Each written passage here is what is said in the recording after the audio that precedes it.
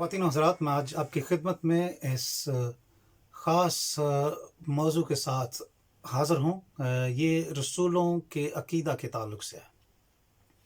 रसूलों का अक़ीदा जब हम बच्चे थे या लड़कपन में हम कलीसियाओं में इसका तज़किरा या इसका ऐलान आम सुनते थे और तवातर से इसकी मश्क की जाती थी।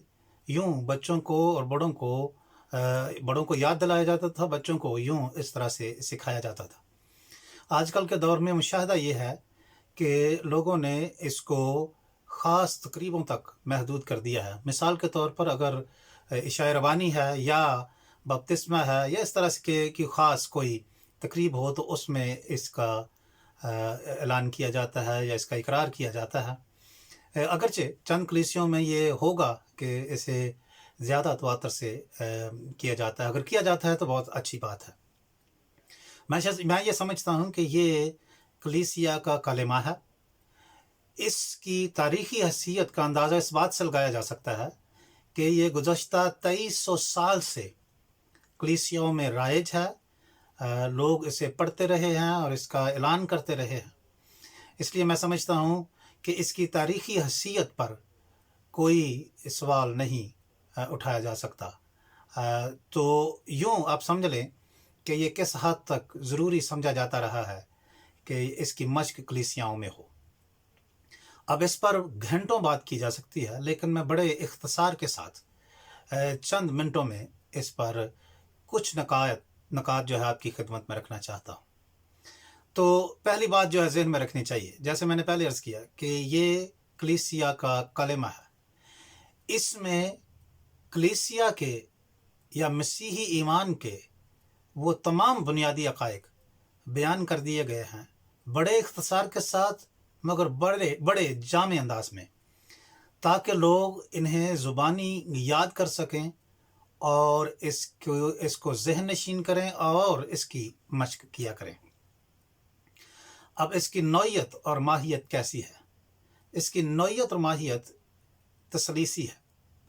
अगर आप इस कलमे को गौर से पढ़ते हैं तो आप देखेंगे कि इसमें तसलीस के तीनों अक़ानीम का ज़िक्र हमें मिलता है।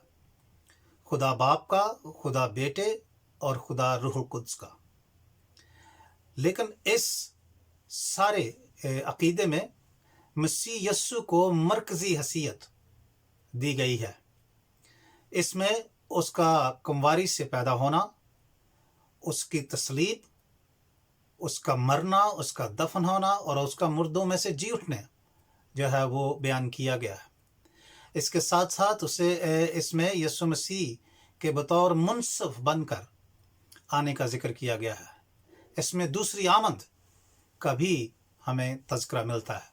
तो यूँ हम देख सकते हैं कि यीशु मसीह को इसमें मरकज़ियत हासिल है। इसके साथ साथ इस सारे वाक़या को यानी यीशु मसीह की आमद से लेकर, पहली आमद से लेकर दूसरी आमद के जो वाक़यात हैं उनको कितनी खूबसूरती से और इख्तिसार से इसमें समोया गया है। और फिर यीशु मसीह की तस्लीब को तारीख़ी वाक़या के तौर पर पेश किया गया है। कहा गया है कि पेंतुस पिलातुस की हुकूमत में यीशु मसीह ने दुख उठाया है। यूँ उसे एक हकीकी वाक़या बनाकर पेश किया गया है। ये किसी ने इजाद नहीं किया, बल्कि तारीख़ी तौर पर यह वाक़या हुआ है। तो यूँ इसकी नौइयत को आप देख सकते हैं कि ये तसलीसी है।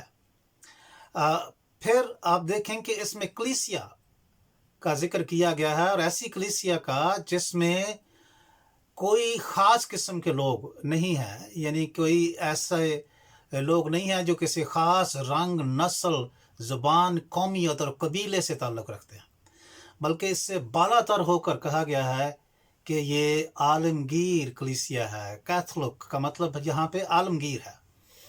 तो आलमगीर तौर पर ये कलीसिया कायम की गई है और उन सब का जो अक़ीदा है, जो अक़ायद हैं, जो बुनियादी ईमान की रूह है, वो इस अक़ीदे के ज़रिए ज़ाहिर की जाती है। तो कलीसिया की हैसियत भी इसमें बयान की गई है। यूँ हम देख सकते हैं कि इसमें 4-5 बातें जो हैं वो हमें ज़हन में रखनी चाहिए। पहली बात कि इसमें आप देखेंगे कि ईमान के शख्सी होने का हमें अंदिया मिलता है। आप देखेंगे लफ्ज़ मैं ईमान रखता हूँ, मैं ईमान रखता हूँ। तो मैं का ज़िक्र जो पर्सनल प्रोनाउन है, इसका ज़िक्र किया, ये कौमी बुनियाद पर नहीं है, ये ख़ानदानी या कबीले की बुनियाद पर नहीं है, वरना इसमें हम लिखा होता। तो इसमें मैं का ज़िक्र है, यानी शख्सी तौर पर मेरा ईमान इन चीज़ों पर जो इस अक़ीदे में बयान की गई हैं उन पर है। तो यानी शख्सी नौयत है, ज़ाती इकरार की बात है। जो शख्स ज़ाती तौर पर इन बातों का इकरार करता है वो मसीही कलीसिया का रुकन हो सकता है या कलीसिया में शामिल उसको होना चाहिए, उस सालमगीर कलीसिया में जिसका जिक्र मैंने अभी किया है। दूसरी बात है कि ये जी मसीही शनाख्त है। इसको जब हम पढ़ते हैं और इसका हम ऐलान करते हैं तो हम अपने आप को मसीही ज़ाहिर करते हैं और अपनी इस शनाख्त को लोगों के सामने पेश करते और इसका ऐलान करते हैं। इसके पढ़े जाने से हम उन तमाम चीज़ों का ऐलान करते हैं जिनका बाइबल ज़िक्र करती है मसीही ईमान के ताल्लुक़ से। तीसरी बात जो है जी, इसमें शख्सी रिश्ते का इजहार है। शख्सी रिश्ते के बगैर मसीह के साथ कोई शख्स कलीसिया का हकीकत में रुकन नहीं हो सकता। तो जब हम ये कहते हैं कि मैं इन तमाम चीज़ों पर ईमान रखता हूँ, तो मैं फिर अपने शख्सी रिश्ते का ज़िक्र करता हूँ। मसीहियत रिश्ता है, ये महज अकायद को याद करना और उनके दोहराने की बात नहीं है। चौथी बात जो जहन में रखनी चाहिए वो है जी, इसका रसालती पहलू है, यानी मिशनल एस्पेक्ट है। इससे हम यीशु मसीह की पहचान लोगों पर वाज़े करते हैं कि वो कुंवारी मरियम से पैदा हुआ है, वो मसलूब हुआ है, वो दफन हुआ और वो ज़िंदा हुआ है, वो मुनसिफ बनकर आएगा और वो ऐसा खुदावंद है जिसको मसीहत में मरकज़ी हैसियत हासिल है।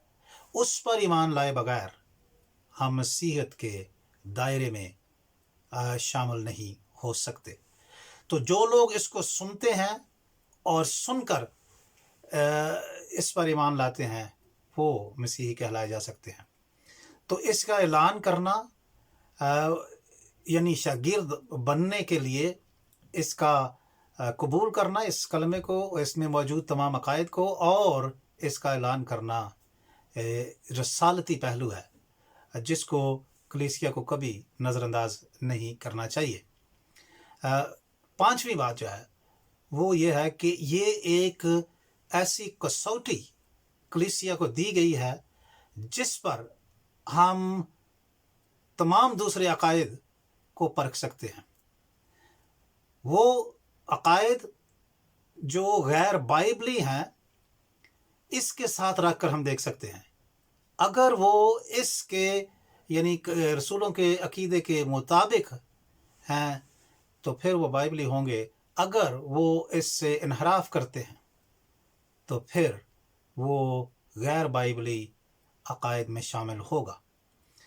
इसमें खुदा के हकीकी तस्वर को बड़े खूबसूरत अंदाज में बयान किया गया है।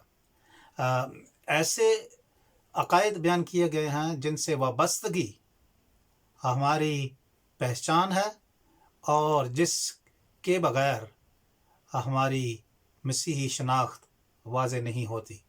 लिहाजा कलीसिया को इसे याद करना, इसको दोहराना और तवातर के साथ इसका ऐलान करना बाइबली तालीमात की तरवीज होगी। बच्चों को सिखाना और बड़ों को इसकी याद दिलाना मुसलसल ये इंतहाई ज़रूरी है। खुदावंद हम सब को ऐसा करने की توفیق بخشے. آمین.